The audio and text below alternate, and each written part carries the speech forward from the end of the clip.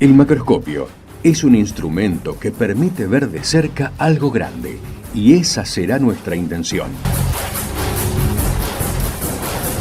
Acercarnos desde las pequeñas historias personales y sus recorridos al sistema científico nacional. ¿Quiénes lo conforman? ¿Cómo llegaron allí? ¿Desde dónde partieron? ¿Qué obstáculos tuvieron que sortear? Son solo algunas de las preguntas que estaremos contestando en nuestro programa. Les invitamos a escuchar estas trayectorias y a sus protagonistas.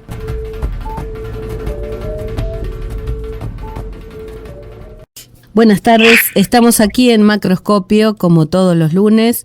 Hoy tenemos el gusto de hablar con el licenciado Miguel Ábalos. Miguel es licenciado en Antropología Social, egresado de nuestra Facultad de Humanidades y Ciencias Sociales de la UNAM y es becario doctoral de CONICET en el Instituto de Estudios Sociales y Humanos. Bienvenido, Miguel, y gracias por estar aquí en Macroscopio. Bueno, muchas gracias, Sandra. Es un gusto poder compartir con ustedes. Bueno, me alegro que podamos charlar. Contame, Miguel, un poquito primero, ¿cómo fue que te decidiste por ser antropólogo? ¿Qué te interesó? ¿Cuándo empezó esa curiosidad por la disciplina? Yo soy relativamente joven, digamos, entonces esa trayectoria no habría que rastrearla mucho tiempo atrás en el tiempo. En el 2009 ingresé en la carrera y siempre tuve esa curiosidad de qué era la antropología. Mi familia paterna siempre estuvo muy relacionada con Ana Gorosito. Mi abuela paterna era vecina de Ana, así que, bueno, a partir de ahí, Ana Gorosito, para nuestros oyentes, es una antropóloga reconocida acá en Misiones. Sí, profesora emérita de la... Profesora emérita, sí, de nuestro departamento de antropología, así que, bueno, desde ahí fue que me acerqué a la carrera. Claro. Siempre. Tremendo referente, además. Claro. Nada pequeño. Y bueno, por supuesto, cursaste tu carrera y te acercaste a CONICET con una beca. ¿Cómo fue eso? ¿Había una intención de investigar, de formarte como investigador específicamente, además de ser docente, investigador de la facultad, ¿no? Eso, sí. La investigación, ya en la medida en que avanzaba el desarrollo de la carrera, me parecía interesante, me parecía un horizonte de posibilidad sobre el cual se podría trabajar a futuro. Entonces comencé a trabajar enseguida, en el 2010, con la doctora Kraustoffel en su proyecto de investigación, y desde ahí no dejé investigación. Uh-huh. Ya promediando el final de la carrera, con la tesis de grado avanzado, decidí postularme a una beca doctoral como para seguir este camino, ¿no? De por un lado investigación, pero también de formación académica, porque claro, lo que te habilita la beca es a que uno empiece y termine un doctorado. Uh-huh. Así fue que me postulé a la beca doctoral con un tema referido a procesos de salud y enfermedad en contextos de pobreza urbana, uh-huh, que era algo que ya había trabajado en mi tesis de grado, y me inscribí en el doctorado de antropología social de nuestra universidad. Bien. ¿Cómo fue? Porque ya estás casi terminando tu beca el año que viene, así que ya sos un becario con mucha experiencia en el recorrido del sistema. Sí, ya son casi 6 años de... Sí, ¿me querías decir? No, ¿cómo fue ese recorrido, digo? Bien. La beca es una ayuda muy importante para poder cursar, porque uno puede dedicarse de manera exclusiva al cursado de los seminarios que componen la currícula o la caja curricular del posgrado, y también para hacer trabajo de campo. Sí. Entonces, a partir de que obtuve la beca, me dediqué pura y exclusivamente a cursar los seminarios del doctorado y a hacer el trabajo de campo, siempre metido en el proyecto de investigación que también iba de lo mismo, dirigido por quien es mi director de beca, que es el doctor Huarte Brite. Uh-huh. Así que ese fue el derrotero, digamos, y sí, ya vamos a cumplir 6 años en el usufructo de la beca, porque justo me tocó la pandemia en el medio y, claro, y CONICET nos dio una prórroga ahí de 1 año. Pero sí, ya tengo 5 años cumplidos, ya voy por el 6º. Bien, y estás bien encaminado, digamos, con tu tesis y todo lo más. Pues eso es todo un proceso que a veces también se pierde, y muchos candidatos no llegan a cumplir por diferentes cuestiones, ni los plazos ni los objetivos, y es algo que es, en algunos casos es preocupante, ¿no? No sería el tuyo, por supuesto. A ver, cada uno va a ir delineando con su director esa trayectoria de posgrado y de camino para elaborar las tesis de doctorado, así que sí, cada caso será particular, pero en mi caso no me corrí mucho de esa línea que se había trazado al principio, así que bueno, eso me posibilitó haber terminado de cursar los seminarios en el año 2019 y bueno, ya dedicarme a la escritura propiamente dicha de la tesis, que ya en breve se entregará. Bien. Digamos. ¿Y cómo fue en ese proceso de escritura de tesis? Porque bueno, es casi el momento más importante en una carrera profesional. Después quizás vienen otros hitos, pero así como de formación y de conclusión de una etapa, el doctorado es así como muy fuerte. ¿Cómo te sentiste, cómo te estás sintiendo en este proceso de escritura de la tesis? ¿Qué tal el acompañamiento de tu director, de otros investigadores en tu ámbito laboral? ¿Cómo se están manejando con eso? A ver, por lo que conozco, digamos, de colegas que circulan por estos lugares y también de otros lados, el proceso de escritura de la tesis doctoral por momentos es un tanto solitario, ¿no? Uh-huh. Donde uno, bueno, es sentarse, es leer, es hacer su trabajo de campo, volver sobre estos registros, particularmente en el caso de una tesis de antropología social. Pero también tiene un componente de discusión, de trabajo en equipo, que en mi caso particular es insoslayable. O sea, yo no podría estar en el estado en que estoy hoy de escritura y de avance sin las discusiones que tuve tanto con mi director de beca, que también es mi director de tesis, sino también con mi codirectora de tesis, que es Mariana Lorenzetti, y también con el resto de mis colegas del proyecto de investigación, yeah, donde siempre estamos compartiendo nuestros avances, nuestros retrocesos, que también los hay, las tensiones y todas esas cosas que se producen en el día a día de la investigación social, y que son importantes evidenciarlas y sostenerlas, ¿no? Como espacio colectivo, de construcción colectiva.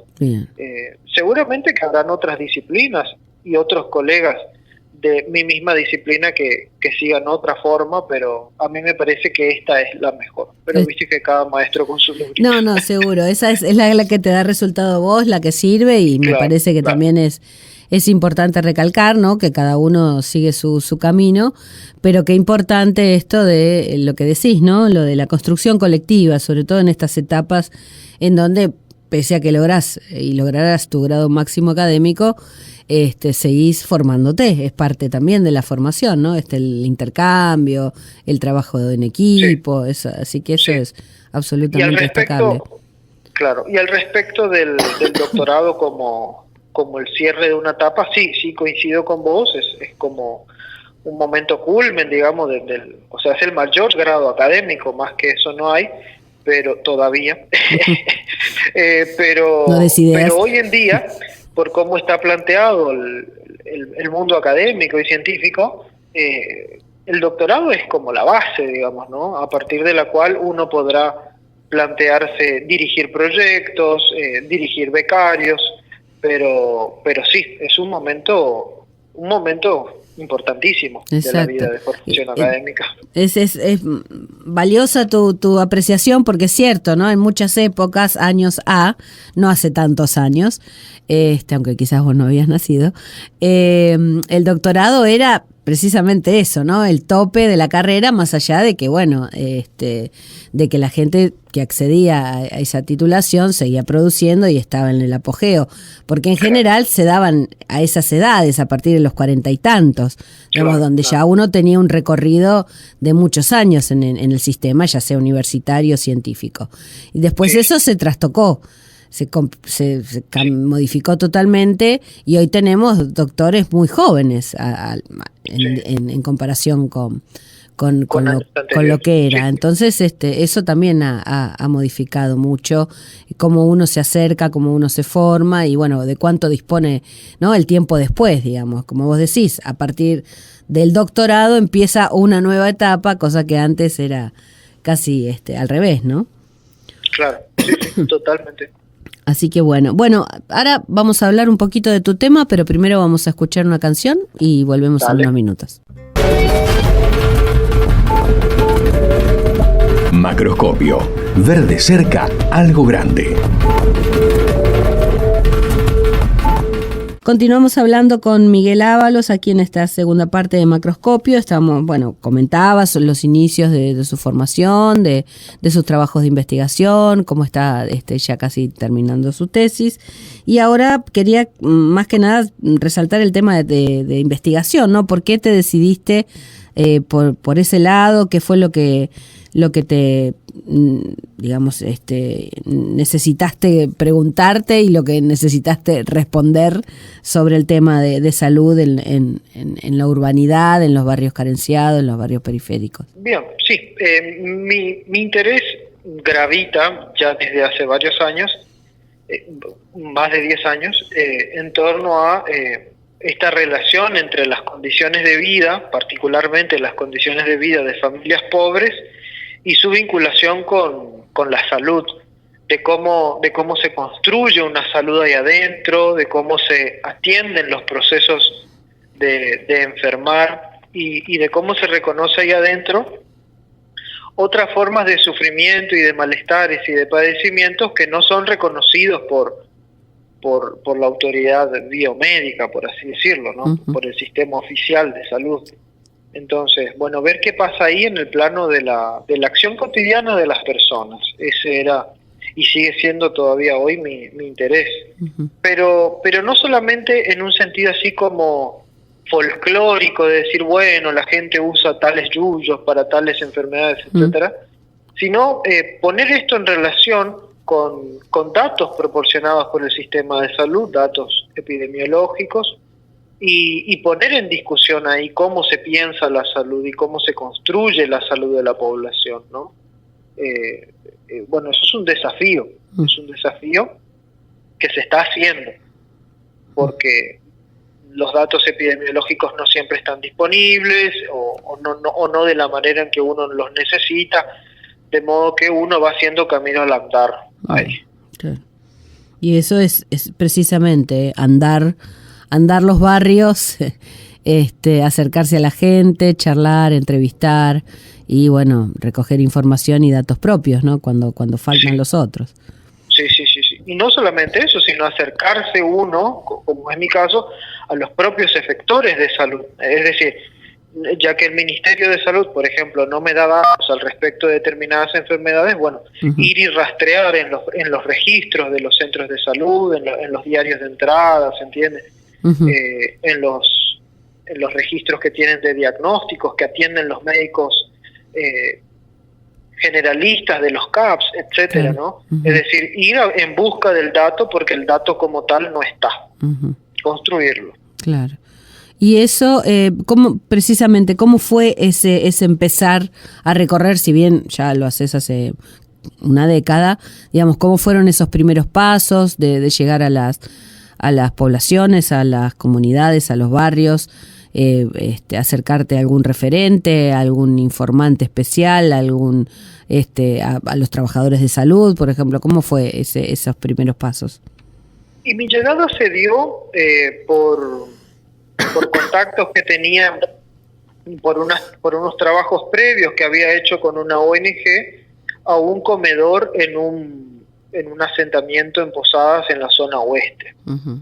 Entonces yo estuve acompañando un tiempo como voluntario Y a partir de ahí tomé contacto con las familias y bueno, de ahí nunca más me alejé de los asentamientos de posadas como familias que viven en esas condiciones. Hoy en día ya estoy trabajando con otro grupo, pero siempre pensando la vinculación entre salud y pobreza urbana.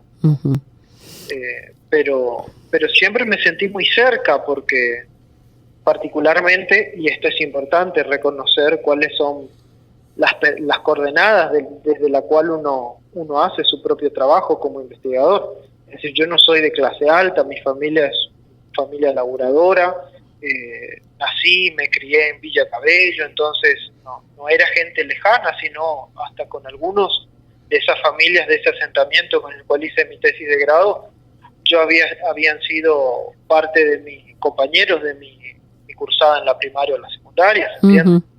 Entonces no es que yo participaba de un mundo totalmente distinto. Claro. Y eso socioculturalmente estábamos cerca. Claro, y eso te habrá dado también otras herramientas, que no es poco. Sí. Que no es poco. Sí. Poder establecer ahí un feedback, ¿no? con nuestros interlocutores en campo es fundamental. Primero porque el trabajo de campo etnográfico, el que se desarrolla en la antropología social, dura tiempo. Claro. Uno no sabe lo que llega a saber conversando una o dos veces con la gente. Claro. Es como decía Gertz, estar ahí. ¿Se entiende? Estar ahí y compartir largo tiempo. En mi caso fueron 3 años. Claro. Sí, porque es un seguimiento también de los procesos, no solo el proceso de salud y enfermedad social, sino también de los procesos particulares individuales, lo que le pasa a esa gente, si mejora su condición o la empeora, si va a otro lugar. O sea, son situaciones muy complejas con muchas variables para tomar en cuenta. Totalmente, eso, a lo que yo sumo, son procesos, son vivencias, son experiencias que están naturalizadas, forman parte de nuestra vida cotidiana y ahí aparece esa mirada y esa perspectiva propia de la antropología social para desnaturalizar y a partir de ahí analizar, ¿no? Entonces, yo no puedo captar esas singularidades de la vida cotidiana si yo no estoy largo tiempo con ellos, ¿se entiende? Esas cositas que parecen nimiedades, no, eso es lo que termina siendo el sustancial al final. Claro. Sí. Y que te digan, por ejemplo, por dar un ejemplo, no, porque yo cuando vivía allá en tal otro asentamiento y ahora que vivo, bueno, entonces está dando cuenta de esto que decías vos, por ejemplo, de trayectorias migratorias. Bien, y si antes estuviste ahí, y antes de ahí, ¿dónde estuviste? No, y yo me vine del Paraguay, por darte un ejemplo, ¿no? Entonces, ahí a partir de esto, uno puede también analizar las cuestiones estas sociales desde una escala, tomar más altura, ¿no? Pensar en términos de políticas, etcétera. Pero es metido ahí en la cotidianidad de las familias y de nuestros interlocutores. Y en todos estos años, digamos, viste todo esto que acabamos de mencionar así rápidamente, ¿no? Migraciones de asentamientos a asentamientos, han crecido los asentamientos, hay algún tipo de mejora en cuanto a las condiciones en que esa gente está, porque digamos, lo que se ve es que, bueno, es una condición que tiene que ver con tantas otras cosas, una necesidad de vivienda, una necesidad de trabajo, que la gente venga a las ciudades, porque la oferta laboral es, si bien es escasa, siempre es mucho más grande en un centro urbano que en el ámbito rural. Quizás es gente que se ha degradado en su situación y han tenido que ir a asentamientos, digamos, ¿qué puntos así más concretos en todos estos años has notado?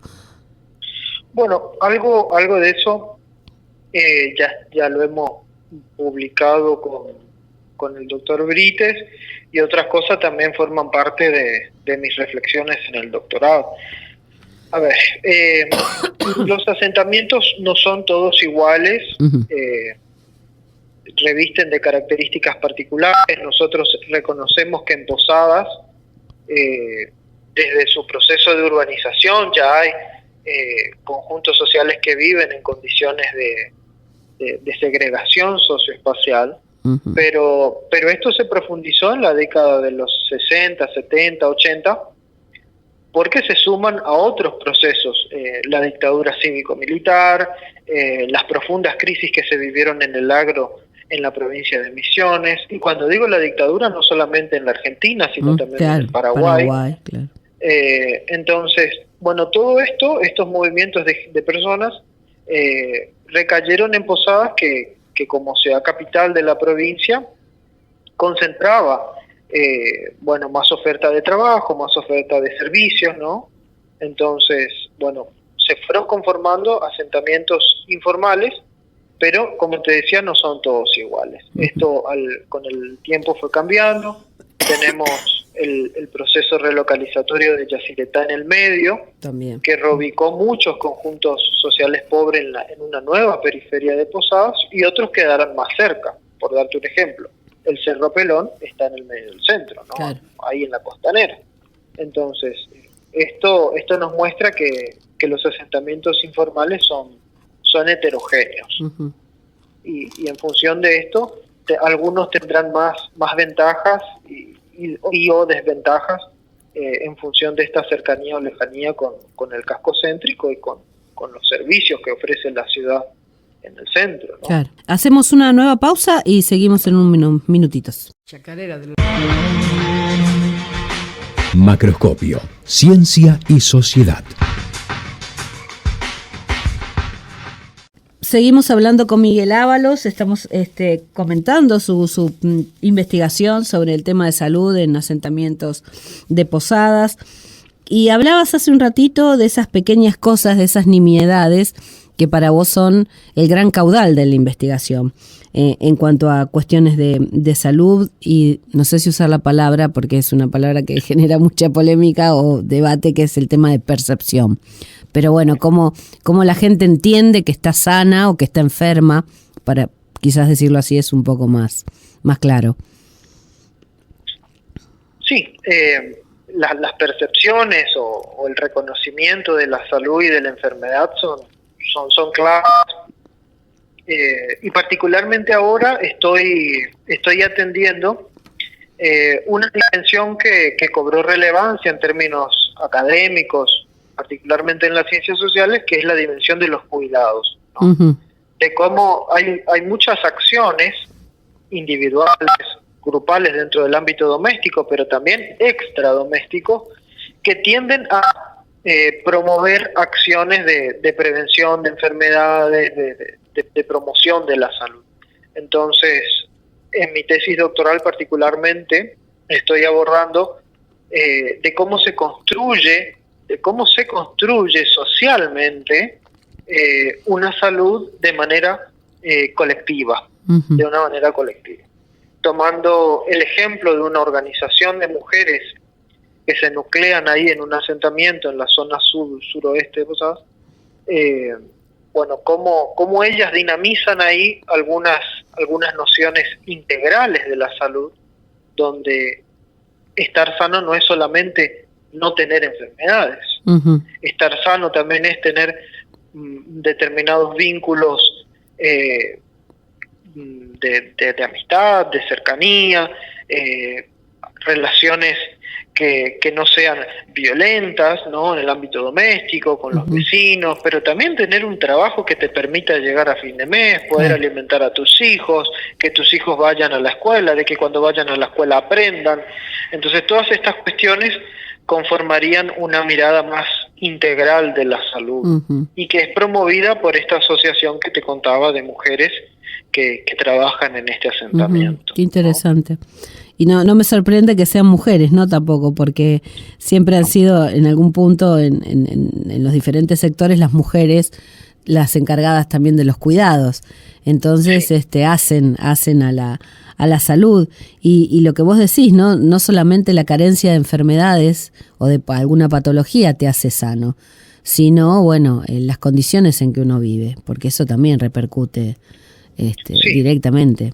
Sí, sí, y con formas de sufrimiento particulares. Uh-huh. Yo en mi caso lo pienso en términos de sufrimiento socioambiental, porque esos padecimientos, esos malestares y esas enfermedades son indisociables de las condiciones no solamente sociales, sino también ambientales, físicas, químicas, biológicas, que circundan y que conforman ese contexto en el cual la gente vive. A ver, no es lo mismo que nosotros vivamos en nuestra casa, que está construida con materiales bien aislada, que una que tiene una chapa de cartón, claro, que la primera granizada se te llenó de hielo la casa, o con maderas así con endijas donde te entra el frío, donde entra el humo de la gente que quema la basura al lado, etcétera, ¿no? Claro. Sí, porque eso configura perfiles epidemiológicos específicos.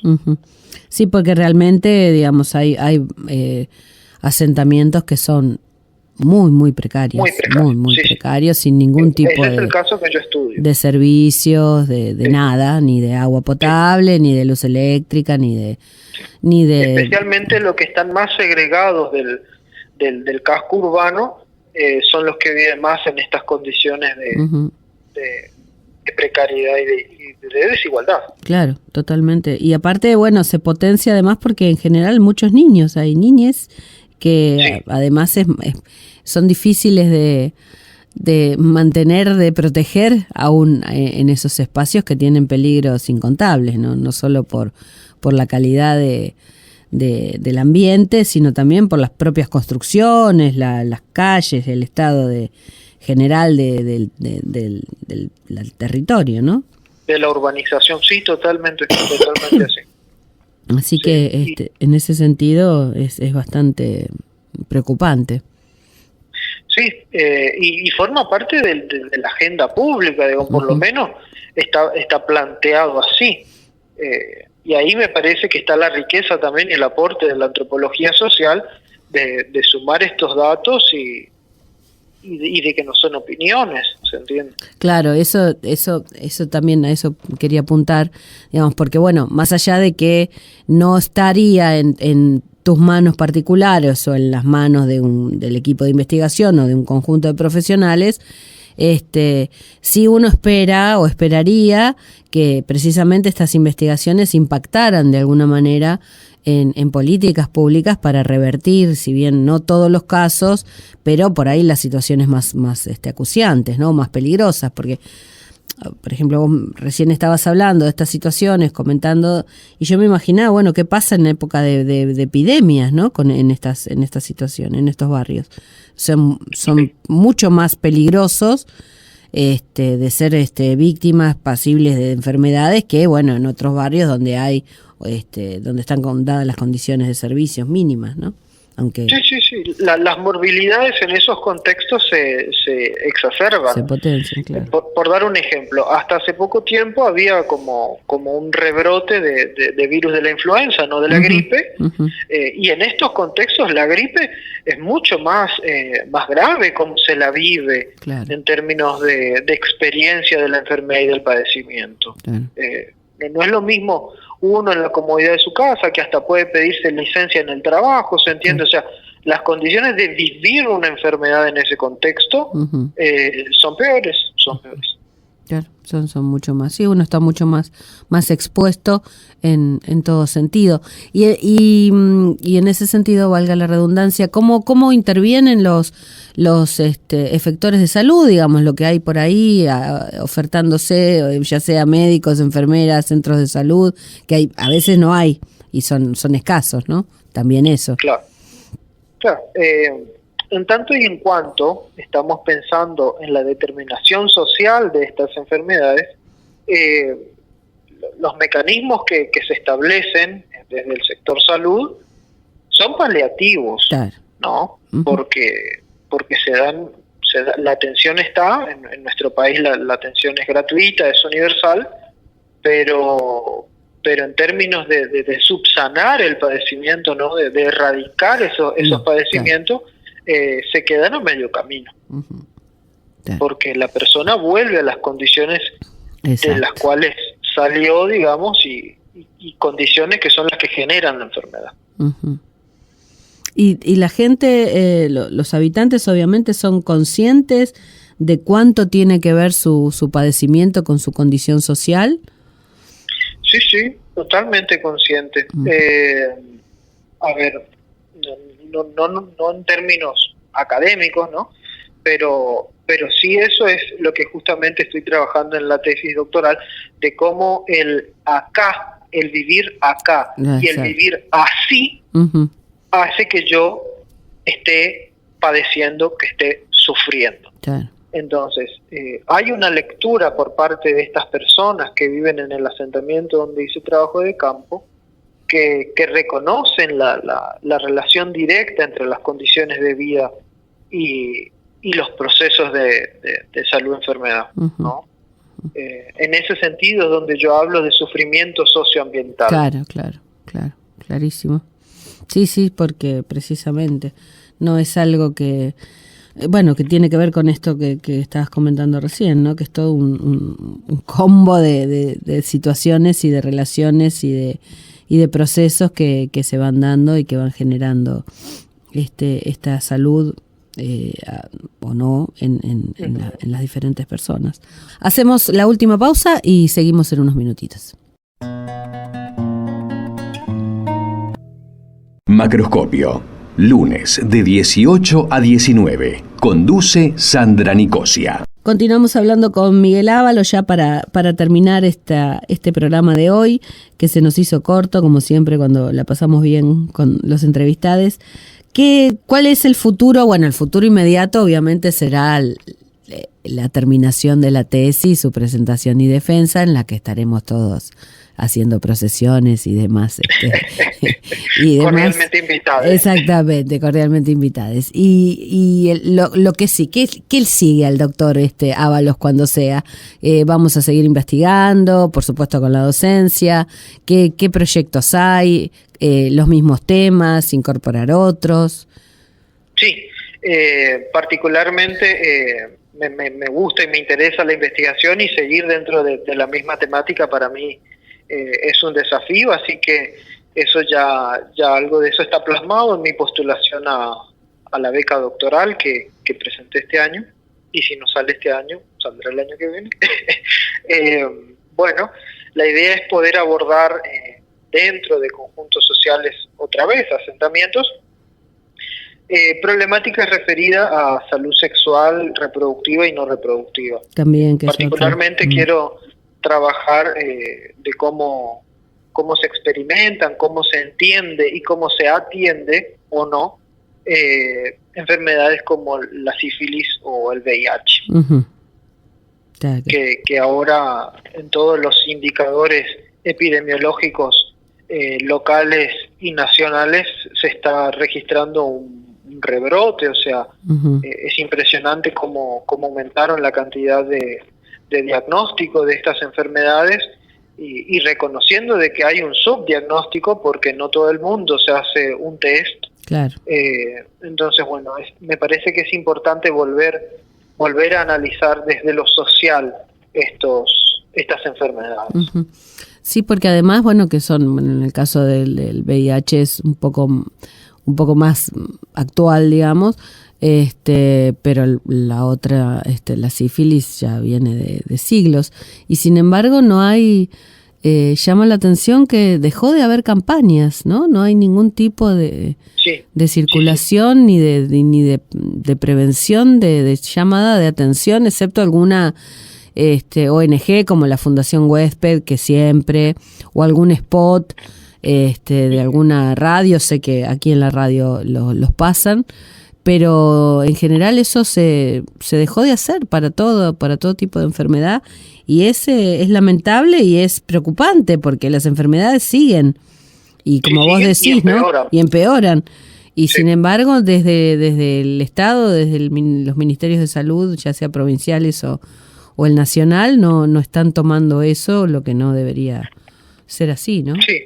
Sí, totalmente cierto lo que decís. A lo que yo sumo es que la incidencia de estas enfermedades se está registrando en mayor medida en conjuntos poblacionales que van desde más o menos los 18, 20 hasta los 40 años, afectando especialmente a varones. Ajá. Entonces, no solamente hay que volver a la promoción de los métodos de profilaxis, que son, además, claro, o sea, las formas más conocidas de prevención de las enfermedades, como el uso del preservativo, sino también, bueno, atender la particularidad que tiene, ¿no? Es de que hay que volver a las campañas atendiendo estos conjuntos de varones de estas edades, ¿no? Sí. Me parece que eso es importante. Sí, porque aparte, bueno, obviamente son cuestiones de salud pública, no son casos particulares, son enfermedades muy graves que, bueno, que ya sabemos que si bien tienen tratamiento, generan muchísimas patologías. Son contagiosas. Claro, además, son las denominadas infectocontagiosas. Claro, además infectocontagiosos. O sea que miraríamos para ese tema. Y en cuanto, esos serían los nuevos rumbos. Y en cuanto a la docencia. Bueno, la docencia, después que gané un concurso como profesor regular en el departamento de antropología, bueno, ahora afincado ahí en mi materia, que es anual, así que trabajando, dando clases, es una materia común para antropología, historia, trabajo social y letras, así que tenés para entretenerte. Tengo bastante. Tenés público. Público garantizado. Más de 200 personas. Así que sí, dando clases y con todo lo que eso significa, una materia de ese estilo que tiene 5 comisiones de prácticos. En total somos 9 en el equipo, así que bueno, eso da trabajo también. También. Y en cuanto a CONICET, ¿pensás presentarte a carrera, seguir la carrera del investigador científico?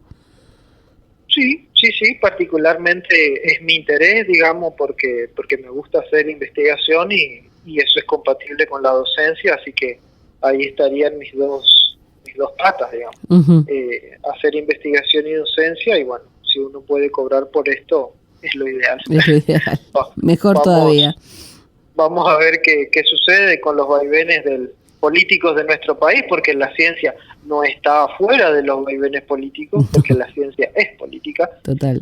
Así que veremos qué sucede, pero siempre proyectando ahí, ¿no? Bien. Y estando, que no me parece menor, hay que estar. Hay que trabajar y, bueno, sobre todo en estos temas que son tan importantes, que hacen a la salud pública, a la población, al estado general de la población, a conocer el territorio, lo que uno lo rodea, y qué mejor que eso para un cientista social, ¿no? Estar precisamente rodeado de gente y tratando de dar respuestas, o por lo menos tratar de comprender y ayudar a llevar respuestas o soluciones en el mejor de los casos, o preguntas también, por lo menos preguntas a quienes deciden, a quien corresponda, a quien corresponda, 2 puntos, como dice la carta.